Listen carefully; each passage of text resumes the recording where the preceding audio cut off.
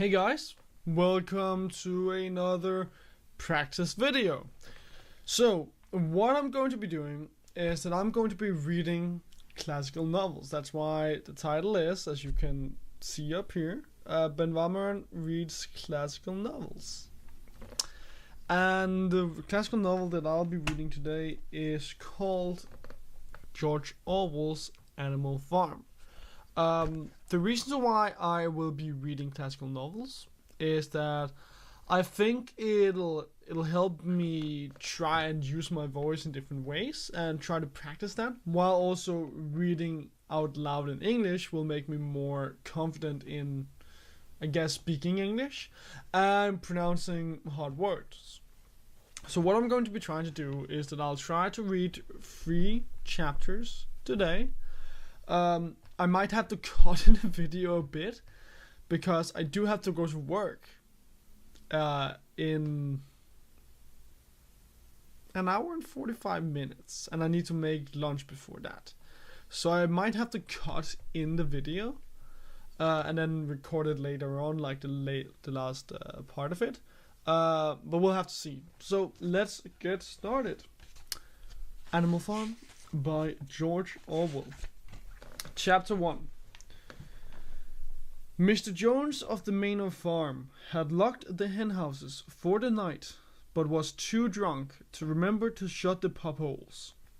With the ring of light from his lantern dancing from side to side, he lurched across the yard, kicking off his boots at the back door, drew himself a last glass of beer from the barrel in the scullery, and made his way up to bed, where Mrs. Jones was already snoring. As soon as the light in the bedroom went out, there was a stirring and a fluttering all through the farm buildings. Word had gone round during the day that old Mayor, the prize middle white boar, had had a strange dream on the previous night, and wished to communicate it to the other animals. It had been agreed that they should all meet in the big barn as soon as Mr. Jones was safely out the way. Old Mayor, so he was always called, through the name under which he had been exhibited was Willingdon Beauty, was so highly regarded on the farm that everyone was quite ready to lose an hour's sleep in order to hear what he had to say. At one end of the big barn, on a sort of raised platform, Mayor was already ensconced on his bed of straw, under a lantern which hung from a beam. He was 12 years old, and had lately grown rather stout, but he was still a majestic-looking pig, with a wise and benevolent appearance, in spite of the fact that his tushes had never been cut. Before long, the other animals began to arrive, and make themselves comfortable after their different fashions. First came the 3 dogs, Bluebell, Jessie, and Pitcher, and then the pigs, who settled down in the straw immediately in front of the platform. Then hens perched themselves on the window sills. The pigeons fluttered up to the rafters. The sheep and cows laid down behind the pigs and began to chew the cud. The 2 cart horses, Boxer and Clover, came in together, walking very slowly and setting down their vast hairy hoofs with great care lest there should be some small animal concealed in the straw. Clover was a stout motherly mare, approaching middle life, who had never quite got her figure back after her 4th foal. Boxer was an enormous beast, nearly 18 hands high and as strong as any 2 ordinary horses put together. A white stripe down his nose gave him a somewhat stupid appearance, and in fact he was not of first-rate intelligence, but he was universally respected for his steadiness of character and tremendous powers of work. After the horses came Muriel, the white goat, and Benjamin, the donkey. Benjamin was the oldest animal on the farm and the worst tempered. He seldom talked, and when he did, it was usually to make some cynical remark. For instance, he would say that God had given him a tail to keep the flies off, but that he would sooner have no tail and no flies. Alone among the animals on the farm, he never laughed. If asked why, he would say that he saw nothing to laugh at. Nevertheless, without openly admitting it, he was devoted to Boxer. The two of them usually spent their Sundays together in the small paddock beyond the orchard, grazing side by side and never speaking. The two horses had just lain down when a brood of ducklings, which had lost their mother, filed into the barn, cheeping feebly and wandering from side to side to find some place where they would not be trodden on. Clover made a sort of wall round them with her great foreleg, and the ducklings nestled down inside it and promptly fell asleep. At the last moment, Molly, the foolish, pretty white mare who drew Mr. Jones's tarp, came minching daintily in, chewing a lump of sugar. She took a place near the front and began flirting her white mane, hoping to draw attention to the red ribbons it was plaited with. Last of all came the cat, who looked around as usual for the warmest place, and finally squeezed herself in between Boxer and Clover. There she purred contentedly throughout Major's speech, without listening to a word of what he was saying. All the animals were now present except Moses, the tame raven who slept on a perch behind the back door. When Mayer saw that they had all made themselves comfortable and were waiting attentively, he cleared his throat and began. "Comrades, you have heard already about the strange dream that I had last night, but I will come to the dream later. I have something else to say first. I do not think, comrades, that I shall be with you for many months longer, and before I die, I feel it in my duty to pass on to you such wisdom as I have acquired. I have had a long life. I have had much time for thought as I lay alone in my stall, and I think I may say that I understand the nature of life on this earth as well as any animal now living. It is about this that I wish to speak to you. Now, comrades, what is the nature of this life of ours? Let us face it, our lives are miserable, laborious, and short. We are born. We are given just so much food as will keep the breath in our bodies, and those of us who are capable are forced to work to the last atom of our strength, and the very instant that our usefulness has come to an end, we are slaughtered with hideous cruelty. No animal in England knows the meaning of happiness or leisure after he is a year old. No animal in England is free. The life of an animal is misery and slavery. That is the plain truth. But is this simply part of the order of nature? Is it because this land of ours is so poor that it cannot afford a decent life to those who dwell upon it? No, comrades, 1,000 times no. The soil of England is fertile. Its climate is good. It is capable of affording food in abundance to an enormously greater number of animals than now inhabit it. This single farm of ours would support a dozen horses, 20 cows, hundreds of sheep, and all of them living in a comfort and a dignity that are now almost beyond our imagining. Why then do we continue in this miserable condition? Because nearly the whole of the produce of our labor is stolen from us by human beings. There, comrades, is the answer to all our problems. It is summed up in a single word: man. Man is the only real enemy we have. Remove man from the scene, and the root cause of hunger and overwork is abolished forever. Man is the only creature that consumes without producing. He does not give milk. He does not lay eggs. He is too weak to pull the plow. He cannot run fast enough to catch rabbits. Yet he is lord of all the animals. He sets them to work. he gives back to them the bare minimum that will prevent them from starving, and the rest he keeps for himself. Our labor tills the soil, our dung fertilizes it, and yet there is not one of us that owns more than his bare skin. You cows that I see before me, how many thousands of gallons of milk have you given during this last year? And what has happened to that milk which have been breeding up sturdy cows? Every drop of it has gone down the throats of our enemies. And you hens, how many eggs have you laid this year? And how many of those eggs ever hatched into chickens? The rest have all gone to market to bring in money for Jones and his men. And you, Clover, where are those 4 foals you bore, who should have been the support and pleasure of your old age? Each was sold at a year old. You will never see one of them again. In return for your 4 confinements and all your labor in the field, what have you ever had except your bare rations and a stall? And even the miserable lives we lead are not allowed to reach their natural span. For myself, I do not grumble, for I am one of the lucky ones. I am 12 years old and have had over 400 children. Such is the natural life of a pig.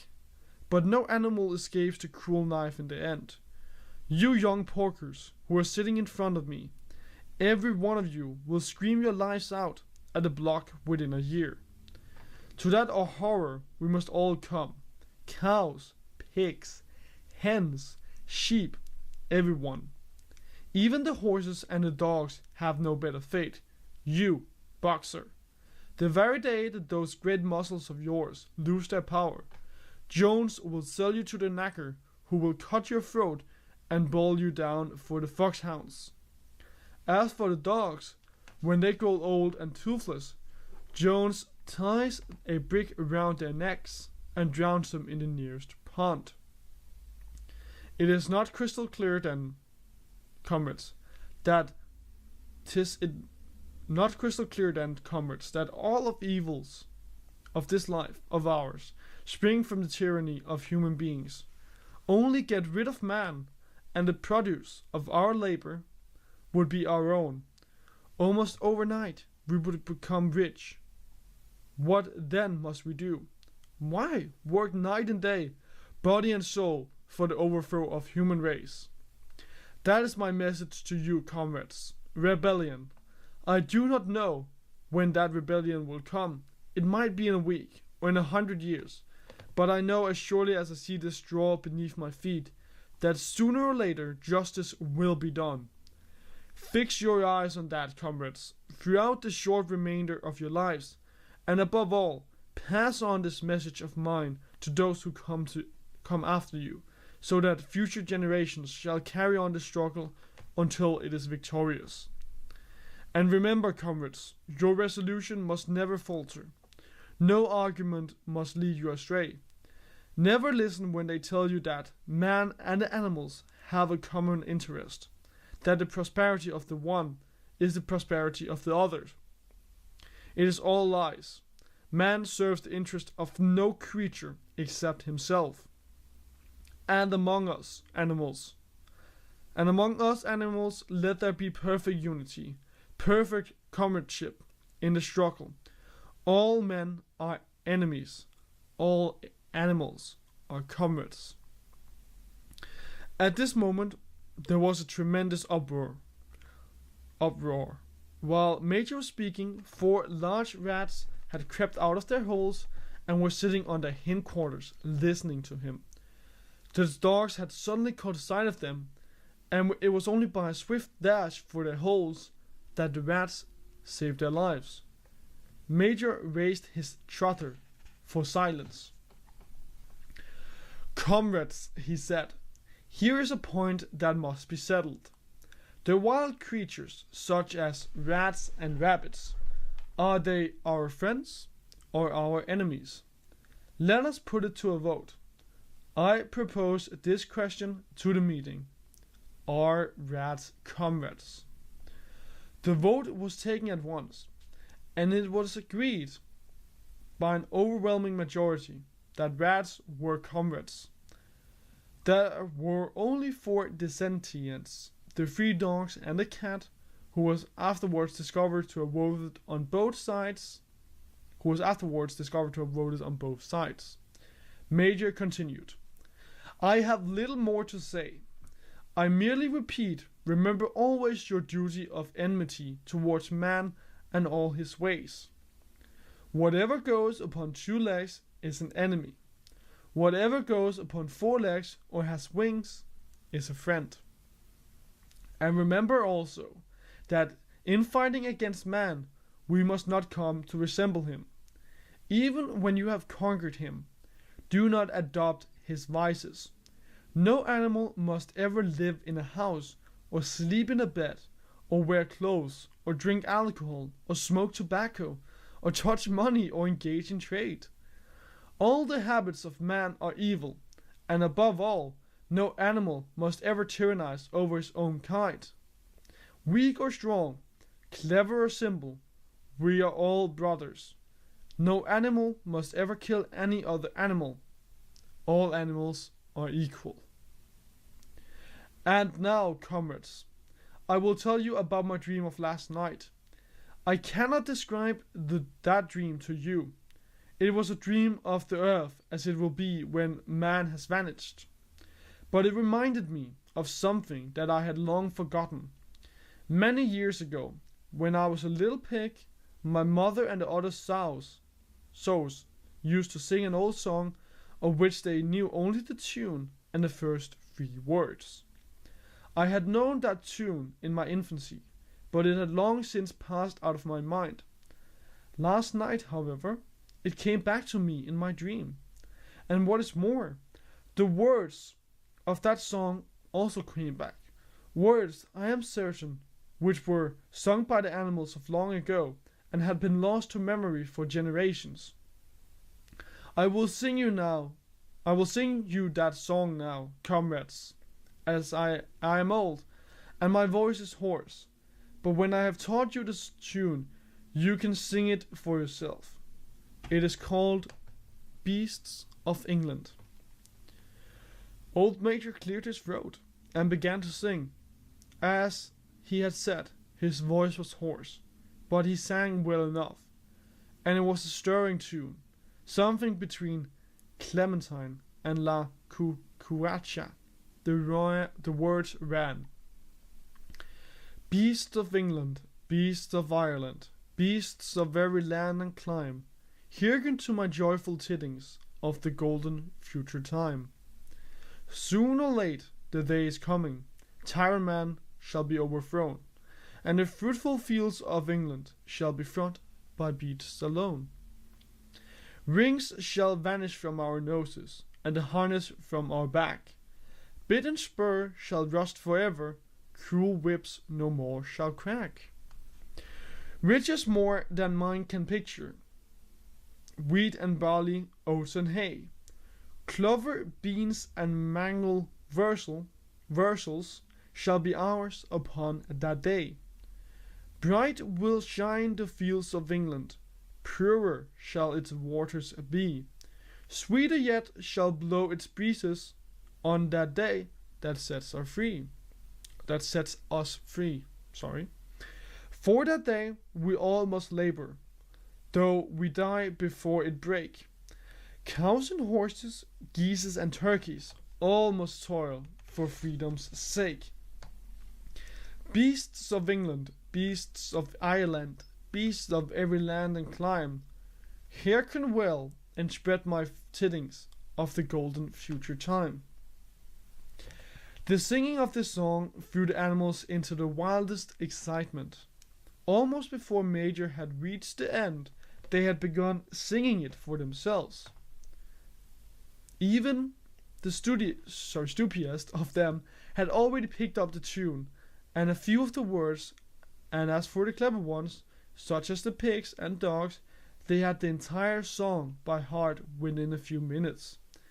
And then, after a few preliminary tries, the whole farm burst out into Beasts of England in tremendous unison.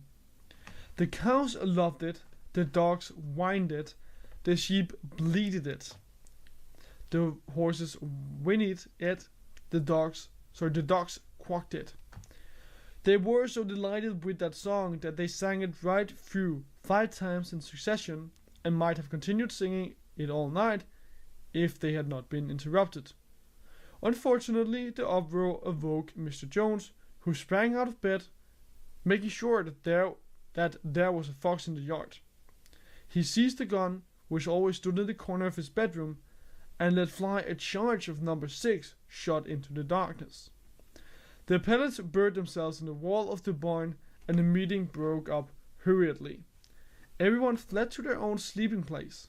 The birds jumped onto their perches, the animals settled down in the straw, and the whole farm was asleep in a moment. Chapter 2. 3 nights later, old Major died peacefully in his sleep. His body was buried at the foot of the orchard. That was early in March. During the next 3 months, there was much secret activity. Major's speech had given to the more intelligent animals on the farm a completely new outlook on life. They did not know when the rebellion predicted by Major would take place. They had no reason for thinking that it would be within their own lifetime, but they saw clearly that it was their duty to prepare it. The work of teaching and organizing the others fell naturally upon the pigs, who were generally recognized as being the cleverest of the animals. Preeminent among the pigs were 2 young boars named Snowball and Napoleon, whom Mr. Jones was breeding up for sale. Napoleon was a large, rather fierce-looking Berkshire boar, the only Berkshire on the farm. Not much of a talker, but with a reputation for getting his own way. Snowball was a more vivacious pig than Napoleon, quicker in speech and more inventive, but was not considered to have the same depth of character. All the other male pigs on the farm were porkers. The best known among them was a small fat pig named Squealer, with very round cheeks, twinkling eyes, nimble movements, and a shrill voice. He was a brilliant talker, and when he was arguing some difficult point, he had a way of skipping from side to side and whisking his tail, which was somehow very persuasive. The others said of Squealer that he could turn black into white. These 3 had elaborated old Major's teachings into a complete system of thought, to which they gave the name of animalism. Several nights a week, after Mr. Jones was asleep, they held secret meetings in the barn and expounded the principles of animalism to the others. At the beginning, they met with much stupidity and apathy. Some of the animals talked of the duty of loyalty to Mr. Jones, whom they referred to as master, or made elementary remarks such as, "Mr. Jones feeds us. If he were gone, we would starve to death." Others asked such questions as, "Why should we care what happens after we are dead?" Or, "If this rebellion is to happen anyway, what difference does it make whether we work for it or not?" And the pigs had great difficulty in making them see that this was contrary to the spirit of animalism. The stupidest question of all were asked by Molly, the white mare. The first question she asked Snowball was, "Will there still be sugar after rebellion?" "No," said Snowball firmly. "We have no means of making sugar on this farm. Besides, you do not need sugar. You will have all the oats and hay you want." "And shall I still be allowed to wear ribbons in my mane?" asked Molly. "Comrade," said Snowball, "those ribbons that you are so devoted to are the badge of slavery. Can you not understand that liberty is worth more than ribbons?" Molly agreed, but she did not sound very convinced. The pigs had an even harder struggle to counteract the lies put about by Moses, the tame raven. Moses, who was Mr. Jones's special pet, was a spy and a talebearer, but was also a clever talker. He claimed to know the existence of a mystery country called Sugar Candy Mountain, to which all animals went when they died. It was situated somewhere up in the sky, a little distance beyond the clouds. Moses said, in the Sugar Candy Mountain, it was Sunday 7 days a week, clover was in season all the year round, and lump sugar and linseed cake grew on the hedges. The animals hated Moses because he told tales and did not work, but some of them believed in Sugar Candy Mountain, and the pigs had to argue very hard to persuade them that there was no such place. The most faithful disciples were the two cart horses, Boxer and Clover. These two had great difficulty in thinking anything out for themselves, but having once accepted the pigs as their teachers, they absorbed everything that they were told and passed it on to the other animals by simple arguments. They were unfailing in their attendance of the secret meetings in the barn and led the singing of Beasts of England, with which the meetings always ended. Now, as it turned out, the rebellion was achieved much earlier and much easily than anyone had expected. In past years, Mr. Jones, although a hard master, had been a capable farmer, but of late he had fallen on evil days. He had become much disheartened after losing money in a lawsuit, and had taken to drinking more than that was good for him. For whole days at a time, he would lounge in his Windsor chair in the kitchen, reading the newspapers, drinking, and occasionally feeding Moses on crusts of bread soaked in beer. His men were idle and dishonest, the fields were full of weeds, the buildings wanted roofing, the hedges were neglected, and the animals were underfed. June came, and the hay was almost ready for cutting. On Midsummer's Eve, which was a Saturday, Mr. Jones went into Willingdon and got so drunk at the Red Lion that he did not come back till midday on Sunday. The men had milked the cows in the early morning and then had gone out rabbiting without bothering to feed the animals. When Mr. Jones got back, he immediately went to sleep on the drawing-room sofa with the news of the world over his face, so that when evening came,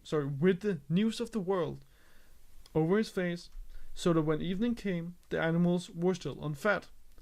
At last they could stand it no longer. One of the cows broke in the door of the store shed with her horns, and all the animals began to help themselves from the bins. It was just then that Mr. Jones woke up. The next moment, he and his 4 men were in the store shed with whips in their hands, lashing out in all directions. This was more than the hungry animals could bear. With one accord, though nothing of the kind had been planned beforehand, they flung themselves upon their tormentors. Jones and his men suddenly found themselves being butted and kicked from all sides. The situation was quite out of their control. They had never seen animals behave like this before, and this sudden uprising of creatures whom they were used to thrashing and maltreating just as they chose frightened them almost out of their wits. After only a moment or two, they gave up trying to defend themselves and took to their heels. A minute later, all 5 of them were in full flight down the car track that led to the main road, with the animals pursuing them in triumph. Mrs. Jones looked out of the bedroom window, saw what was happening, hurriedly flung a few possessions into a carpet bag, and slipped out of the farm by another way. Moses sprang off his perch and flapped after her, croaking loudly. Meanwhile, the animals had chased Jones and his men out on the road and slammed the 5-barred gate behind them. And so, almost before they knew what was happening, the rebellion had been successfully carried through. Jones was expelled, and the manor farm was theirs. For the first few minutes, the animals could hardly believe in their good fortune. Their first act was to gallop in a body ride in a body right round the boundaries of the farm, as though to make quite sure that no human being was hiding anywhere upon it. Then they raced back to the farm buildings to wipe out the last traces of Jones' hated reign. The harness room at the end of the stables were broken open. The bits, the nose rings, the dog chains, the cruel knives with which Mr. Jones had been used to castrate the pigs and lambs were all flung down the well.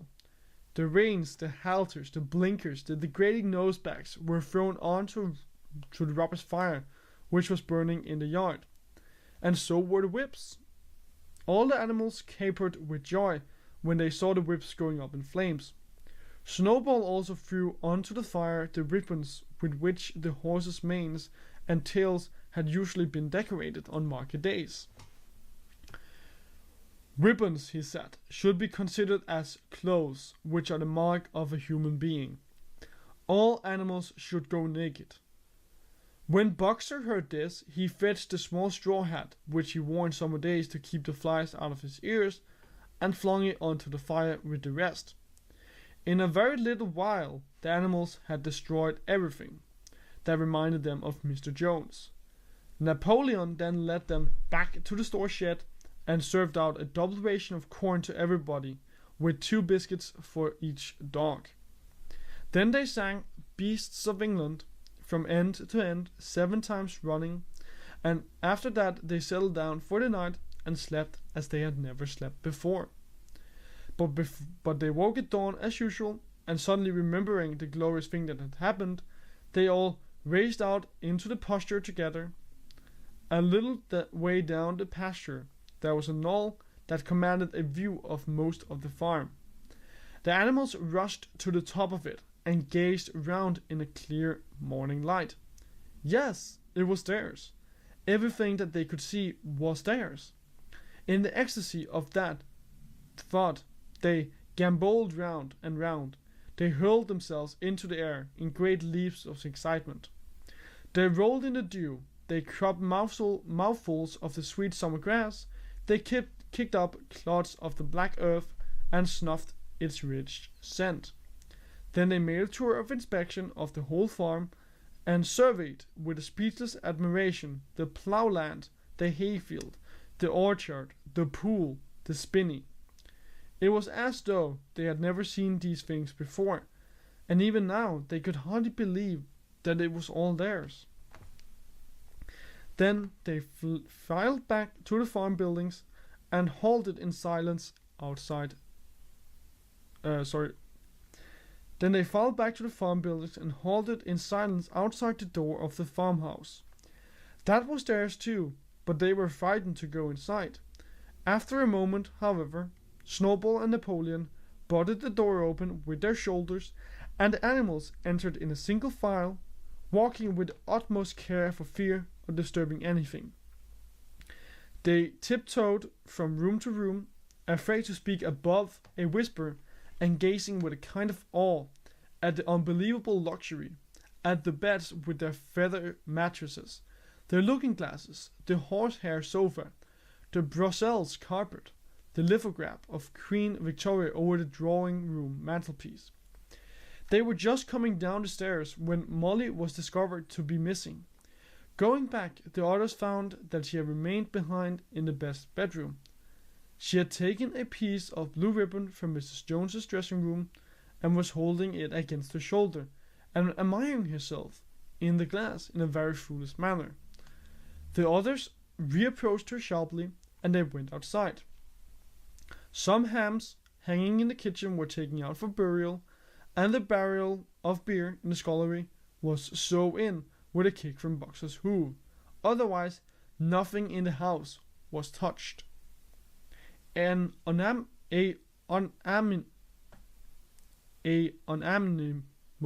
resolution was passed on the spot that the farmhouse should be preserved as a museum. All were agreed that no animal must ever live there.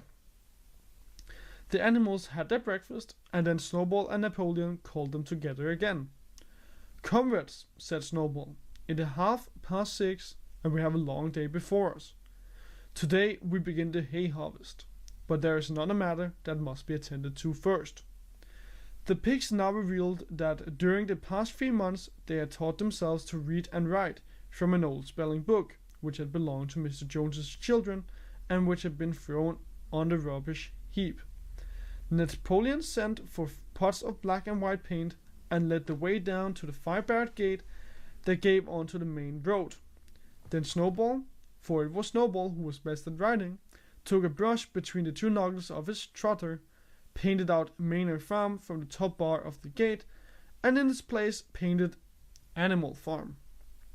This was to be the name of the farm from now onwards. After this, they went back to the farm buildings, where Snowball and Napoleon sent for a ladder, which they caused to be set against the end of the wall of the big barn. Then they explained that by their studies of the past 3 months, the pigs had succeeded in reducing the principles of animalism to 7 commandments. These 7 commandments would now be inscribed on the wall. They would form an unalterable law, by which all the animals on Animal Farm must live for ever after. With some difficulty, for it is not easy for a pig to balance himself on the ladder, Snowball climbed up and set to work, with Squealer a few rungs below him holding the paint pot. The commandments were written on the tarred wall in the great white letters that could be read 30 yards away. They ran thus: the 7 commandments. Whatever goes upon 2 legs is an enemy. Whatever goes upon 4 legs or has wings is a friend. No animal shall wear clothes. First, whatever goes upon 2 legs is an enemy.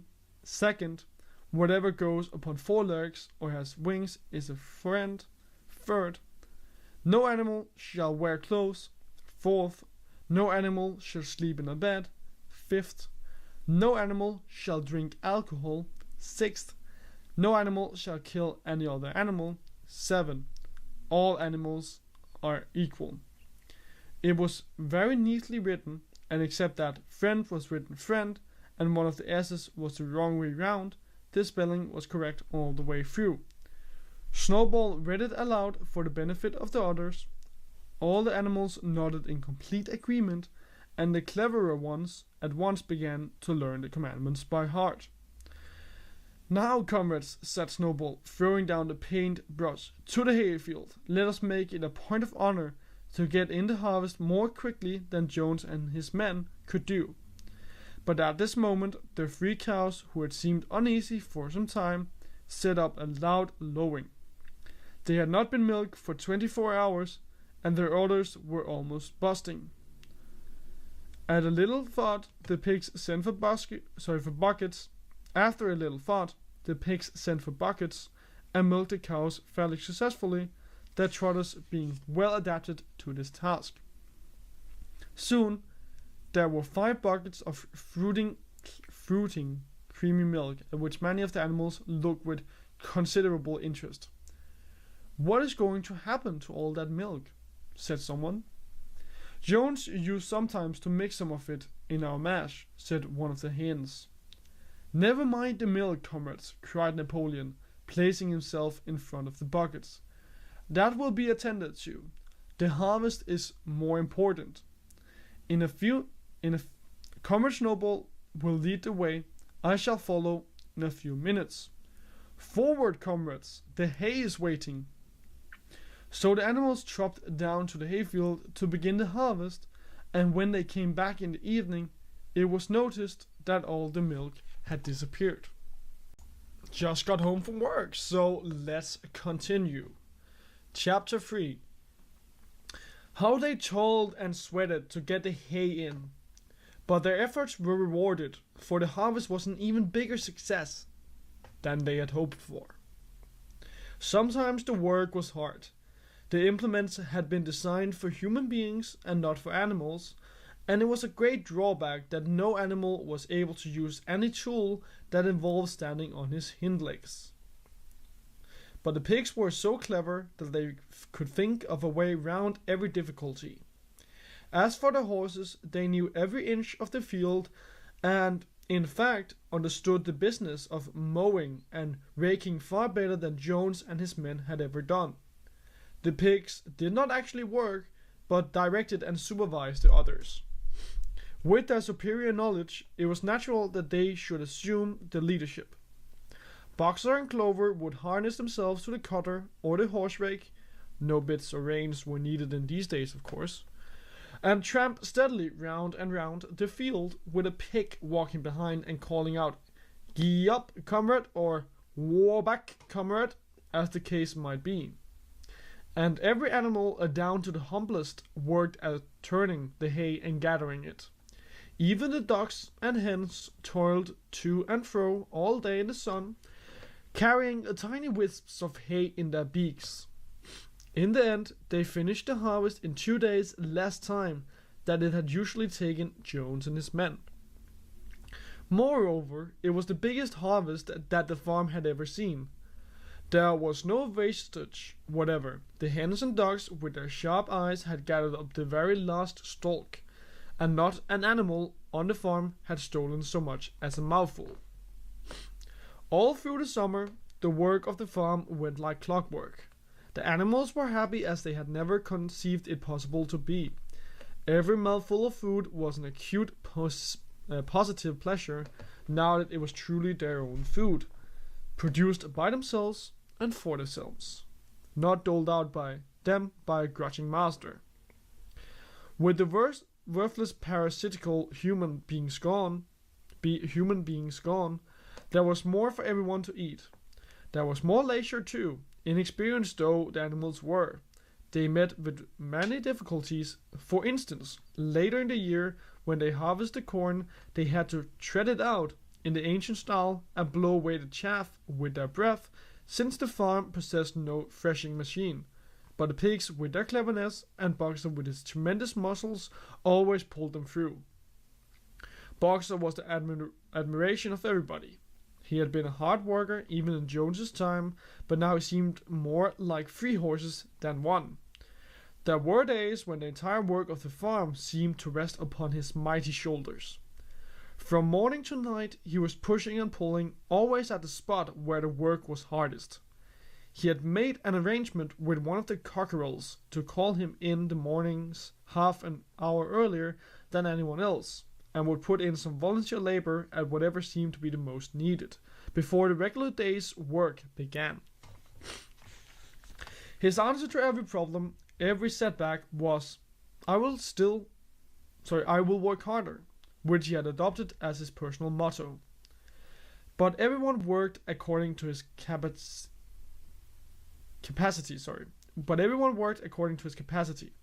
The hens and ducks, for instance, saved 5 bushels of corn at the harvest by gathering up the strain greens. Nobody stole, nobody grumbled over his rations. The quarreling and biting and jealousy, which has been normal features of life in the old days, had almost disappeared.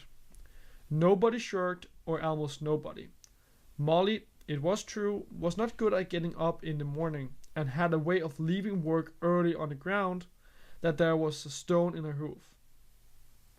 And the behavior of the cat was somewhat peculiar. It was soon noticed that when there was work to be done, the cat would never be found. She would vanish for hours on end and then reappear at meal times or in the evening after work was over, as though nothing had happened. But she always made such excellent excuses and purred so affectionately that it was impossible not to believe in her good intentions. Old Benjamin, the donkey, seemed quite unchanged since the rebellion.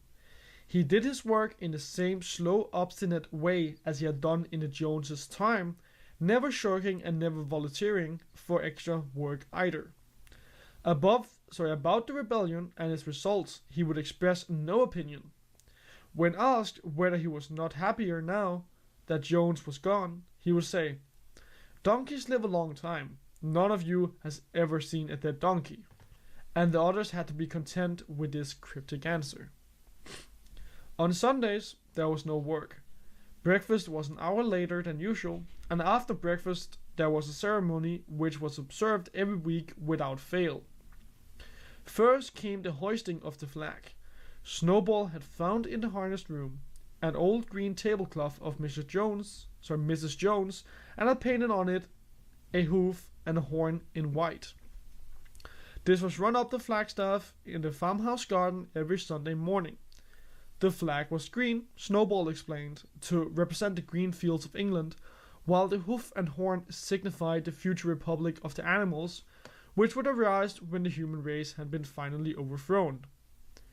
After the hoisting of the flag, all the animals trooped into the big barn for a general assembly, which was known as the meeting.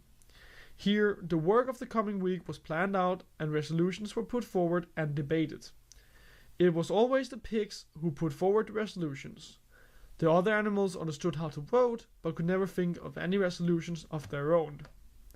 Snowball and Napoleon were by far the most active in the debates, but it was noticed that these two were never in agreement.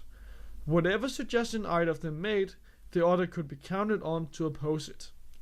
Even when it was resolved, a thing no one could object to in itself, to set aside a small paddock behind the orchard as a home of rest for animals who were past work, there was a stormy debate over the correct retiring age for each class of animal. The meeting always ended with the singing of Beasts of England, and the afternoon was given up to recreation. The pigs had set aside the harness room as a headquarters for themselves. Here, in the evening, they studied blacksmithing, carpentering, and other necessary arts from books which they had brought out of the farmhouse. Snowball also busied himself with organizing the other animals into what he called animal committees. He was indefatigable at this. He formed the egg production committee for the hens, the Clean Tails League for the cows, the Wild Comrades Re-Education Committee. The object of this was to tame the rats and rabbits, the Wiser Wool movement for the sheep, and various others, besides instituting classes in reading and writing. On the whole, these projects were a failure. The attempt to tame the wild creatures, for instance, broke down almost immediately. They continued to behave very much as before, and when treated with generosity, simply took advantage of it.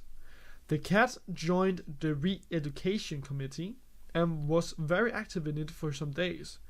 She was seen one day sitting on a roof and talking to some sparrows who were just out of her reach.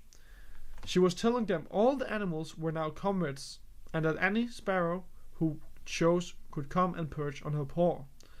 But the sparrows kept their distance. The reading and writing classes, however, were a great success. By the autumn, almost every animal on the farm was literate in some degree.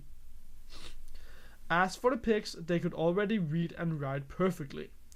The dogs learned to read fairly well, but were not interested in reading anything except the 7 Commandments. Muriel, the goat, could read somewhat better than the dogs, and sometimes used to read to the others in the evenings from scraps of newspaper which she found on a rubbish heap. Benjamin could read as well as any pig, but never exercised his faculty. So far as he knew, he said there was nothing worth reading. Clover learned the whole alphabet, but could not put words together. Boxer could not get beyond the letter D.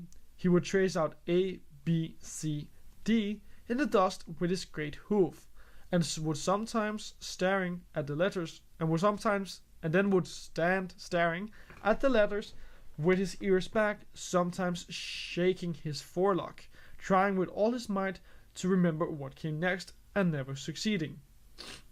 On several occasions, indeed, he did learn E, F, G, H, but by the time he knew them, it was always discovered that he had forgotten A, B, C, and D. Finally, he decided to be content with the first 4 letters and used to write them out once or twice every day to refresh his memory. Molly refused to learn any but the 6 letters which spelled her own name. She would form these very neatly out of pieces of twig and would then decorate them with a flower or two and walk round them admiring them. None of the other animals on the farm could get further than the letter A. It was also found that the stupider animals such as the sheep, hens and dogs were unable to learn the 7 commandments by heart. After much thought, Snowball declared that the 7 commandments could in effect be reduced to a single maxim, namely, 4 legs good, 2 legs bad. This, he said, contained the essential principle of animalism. Whoever had thoroughly grasped it would be safe from human influence. The birds at first objected, since it seemed to them that they also had 2 legs, but Snowball proved to them that this was not so. A bird's wing, comrades, he said, is an organ of propulsion and not of A bird's wings, comrades, he said, is an organ of propulsion and not of manipulation. It should therefore be regarded as a leg. The distinguishing mark of man is the hand, the instrument with which he does all his mischief. The birds did not understand Snowball's long words, but they accepted his explanation, and all the humbler animals set to work to learn the new maxim by heart. 4 legs good, 2 legs bad was inscribed on the end wall of the barn above the 7 commandments and in bigger letters.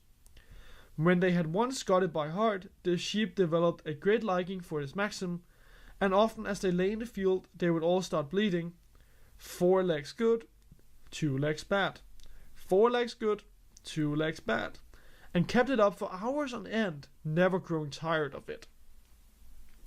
Napoleon took no interest in Snowball's committees. He said that the education of the young was more important than anything that could be done for those who were already grown up. It happened that Jessie and Bluebell had both whelped soon after the hay harvest, giving birth between them to 9 sturdy puppies. As soon as they were weaned, Napoleon took them away from their mothers, saying that he would make himself responsible for their education. He took them up into a loft which could only be reached by a ladder from the harness room, and there kept them in such seclusion that the rest of the farm soon forgot their existence. The mystery of where the milk went, too, was soon cleared up. It was mixed every day into the pigs' mash. The early apples were now ripening, and the grass of the orchard was littered with windfalls. The animals had assumed, as a matter of course, that these would be shared out equally. One day, however, the order went forth that all the windfalls were to be collected and brought to the harness room for the use of the pigs. At this, some of the other animals murmured, but it was no use. All the pigs were in full agreement on this point, even Snowball and Napoleon. Squealer was sent to make the necessary explanation to the others. Comrades, he cried, you do not imagine. I hope that we pigs are doing this in spirit of selfishness and privilege. Many of us actually dislike milk and apples. I dislike them myself. Our sole object in taking these things is to preserve our health. Milk and apples, which has been proved by science, comrades, contain substances absolutely necessary to the well-being of a pig. We pigs are brain workers. The whole management and organization of this farm depend on us. Day and night we are watching over your welfare. It is for your sake that we drink that milk and eat those apples. Do you know what would happen if we pigs failed in our duty? Jones would come back. Yes, Jones would come back. Surely, comrades, cried Squealer, almost pleadingly, skipping from side to side and whisking his tail. Surely there is no one among you who wants to see Jones come back. Now, if there was one thing that animals were completely certain of, it was that they did not want Jones to come back. When it was put to them in this light, they had no more to say. The importance of keeping the pigs in good health was all too obvious. So it was agreed without further argument that the milk and the windfall apples, and also the main crop of apples when they ripened, should be reserved for the pigs alone.